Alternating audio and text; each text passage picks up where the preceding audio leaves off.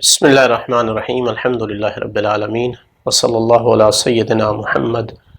وآلہ الطیبین الطاہرین المعصومین اللہم صلی علی محمد وآل محمد۔ ہماری بات ہو رہی تھی کہ عقیدہ انسان کی اخلاقیات پر کہاں کہاں اپنی تاثیر چھوڑتا ہے۔ ایک دو زاویے سے بات ہو چکی ہے۔ آج جس پہلو سے بات کرنی ہے وہ یہ ہے کہ عقیدہ انسان کو بزدل بناتا ہے یا بہادر بناتا ہے۔ اور آپ جانتے ہیں کہ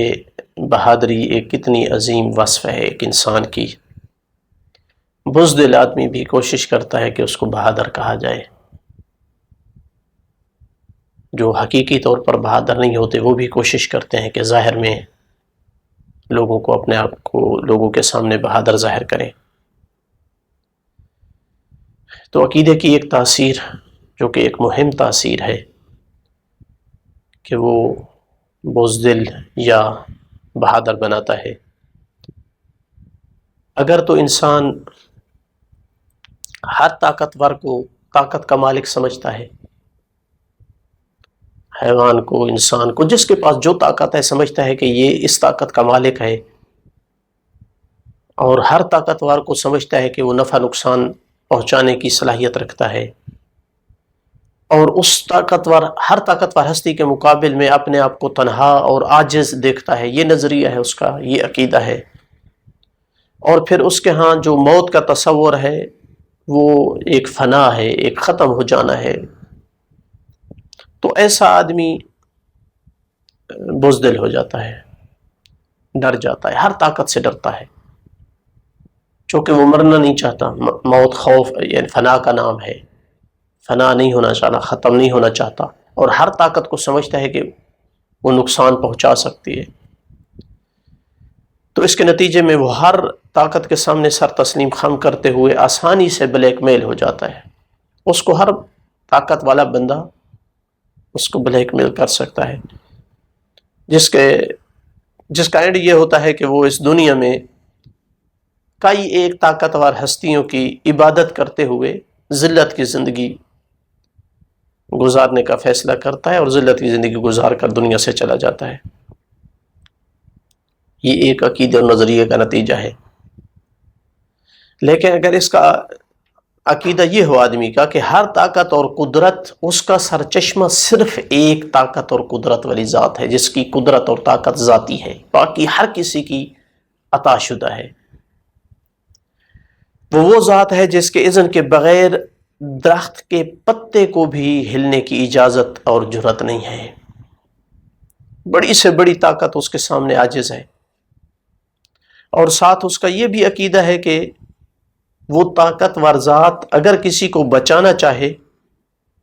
تو کوئی طاقت اسے نقصان نہیں دے سکتی ہے، اور اگر وہ کسی کو کسی مصیبت، کسی عذاب، کسی آزمائش میں ڈالنا چاہے تو کوئی اس کو بچا نہیں سکتا ہے، جیسا کہ ارشاد باری تعالیٰ ہے سورہ یونس میں کہ ان یمسسک اللہ بضر فلا کاشف لہ الا هو وان یردک بخیر فلا راد لفضلہ یصیب به من یشاء من عبادہ وهو الغفور الرحیم۔ اور اگر اللہ آپ کو کسی تکلیف میں ڈالے تو اس کے سوا کوئی نہیں جو اس تکلیف کو دور کرے، اور اگر اللہ آپ سے بھلائی کرنا چاہے تو اس کے فضل کو روکنے والا کوئی نہیں،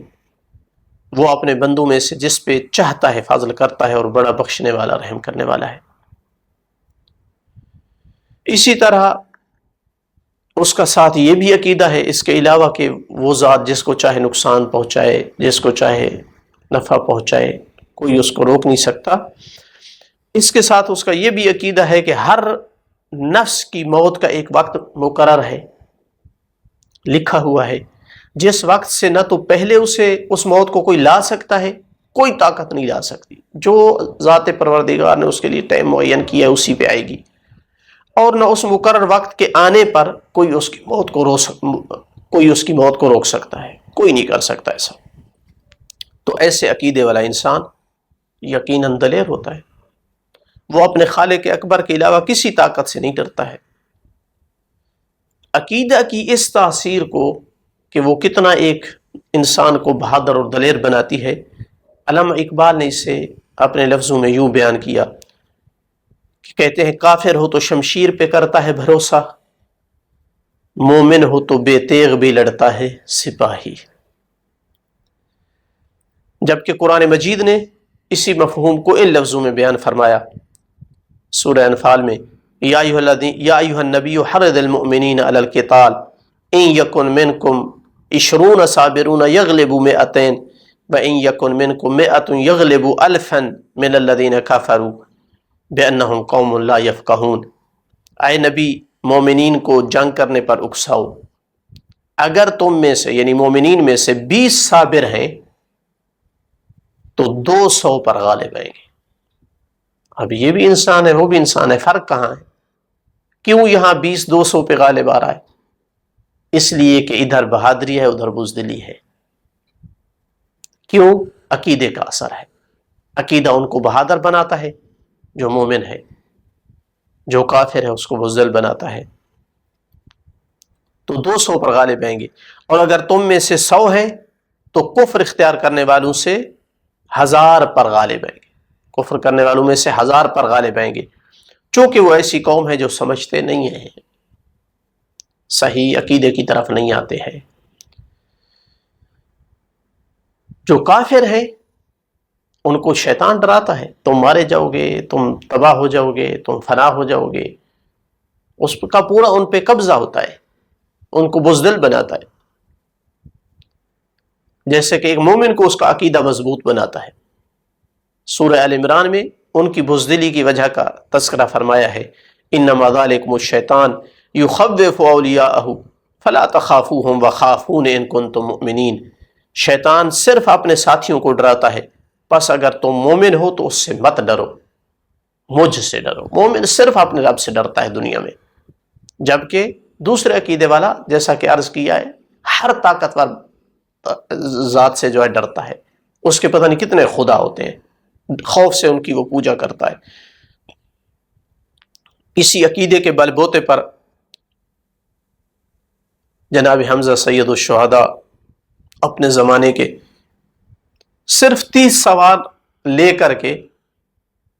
اسلام میں سب سے پہلے لشکر کے طور پر جنگ کے لیے نکلے ہیں، پہلا جو لشکر نکلا ہے۔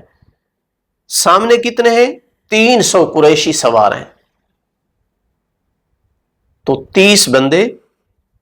300 کے مقابل نکلے بغیر کسی خوف اور خطر کے۔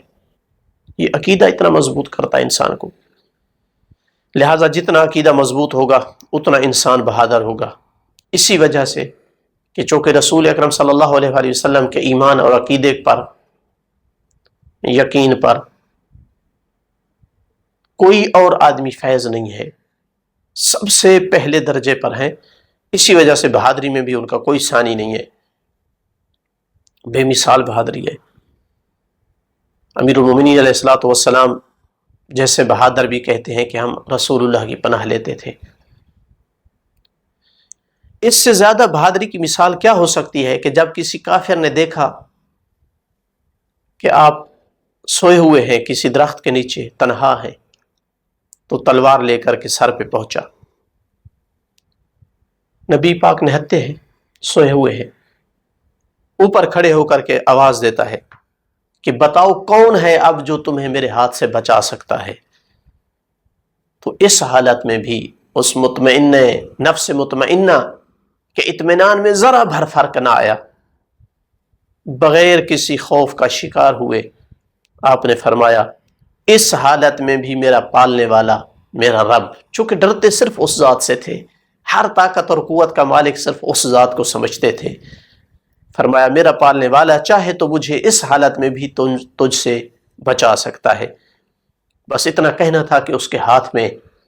لرزہ طاری ہوا اور تلوار اس کے ہاتھ سے گر جاتی ہے۔ لہٰذا اپنے خالق کی قدرت اور طاقت پر ایک محکم اور مستحکم عقیدہ انسان کو شجاع اور بہادر بنا دیتا ہے۔ اس کا اگر مزید اندازہ لگانا ہے تو مولا علی علیہ الصلوۃ والسلام کے حالات و واقعات کو دیکھیں۔ جو بڑے بڑے بہادروں کے سامنے گئے ہیں، بڑی بڑی جنگیں حاضر ہوئے ہیں، لیکن کسی جنگ میں علی کے قدم میں لرزہ نہیں آیا ہے، خوف کا شکار نہیں ہوئے ہیں۔ کوئی ڈرانے دھمکانے کی کوشش کرتا تو فرماتے تھے کہ مجھے موت سے نہ ڈراؤ، چونکہ میرا ہے خدا میں موت سے اس سے زیادہ محبت کرتا ہوں جتنا ایک شیر خوار بچے کو اپنی ماں کی چھاتی سے ہوتی ہے۔ اتنے بہادر اور نڈر تھے کہ بعض اہل قلم نے لکھا ہے کہ بہادری میں معجزہ تھے۔ معجزے کا معنی یعنی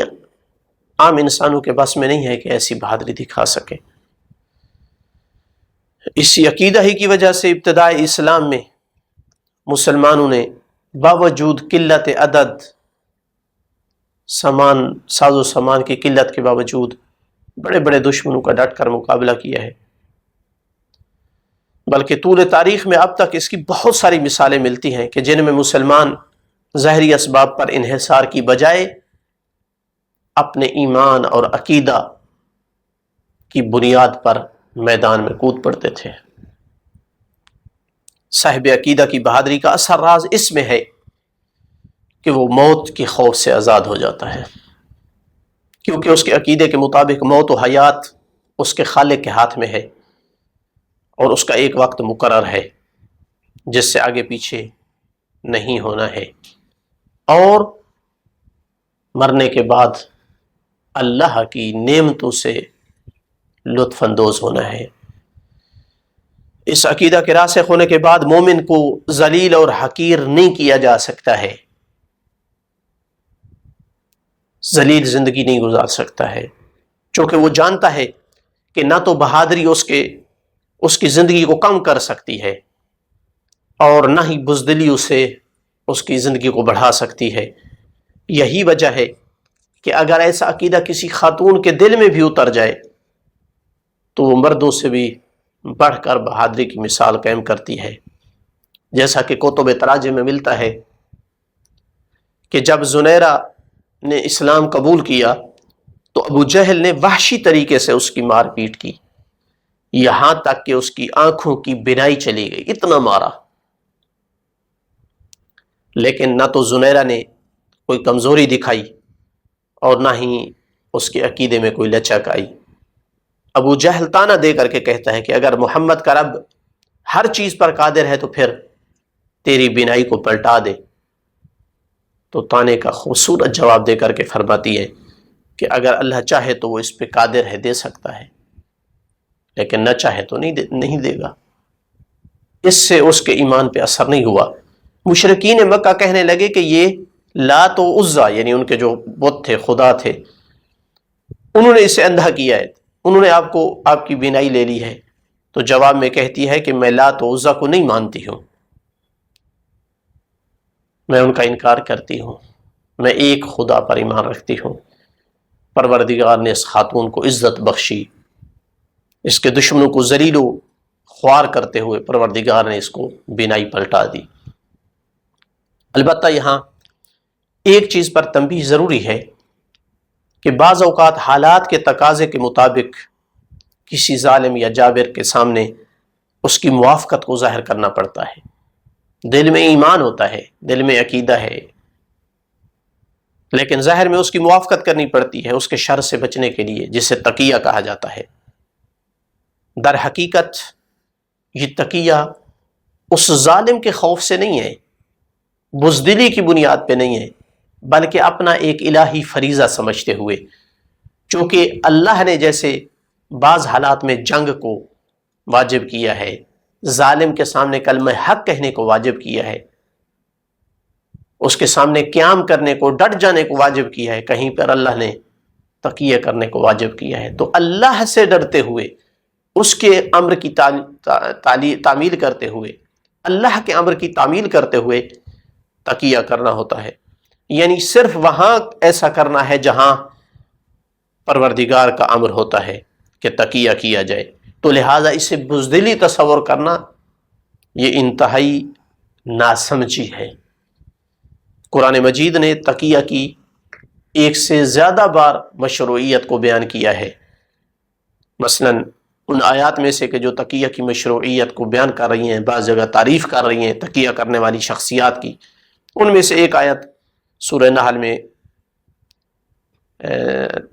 اتری ہے، من کافر باللہ من بعد ایمانہ الا من اکرہ وقلبہ مطمئن بالایمان، اور جو شخص ایمان کے بعد اللہ کا انکار کرے یعنی اس کے لیے سخت عذاب ہے، بجز اس کے، سوائے اس کے، اس شخص کے کہ جس سے مجبور کیا گیا ہو اور اس کا دل ایمان سے مطمئن ہو۔ تو اگر کفر پہ مجبور کیا گیا ہے لیکن دل ایمان سے مطمئن ہے تو آیت کہنا چاہتی ہے کہ اس میں کوئی حرج نہیں ہے۔ اور روایات میں ہے کہ یہ جناب عمار کے حق میں اتری تھی کہ جب تقیہ کرتے ہوئے انہوں نے اللہ کے رسول کے خلاف کچھ الفاظ کہے تھے